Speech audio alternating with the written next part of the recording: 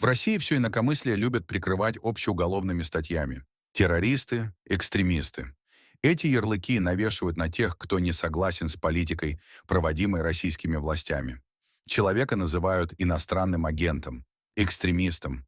Ему шьют уголовное дело за оправдание терроризма или призывы к свержению власти. В реальности же преступления таких людей– это слово, текст, мнение. Они не совершают насилия, не планируют заговоров, они просто говорят.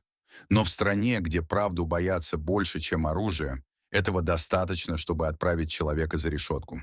Саша Александрова оказалась именно в такой ситуации. Ее включили в список экстремистов и судят по этой статье, но ее реальная вина лишь в том, что она не молчала.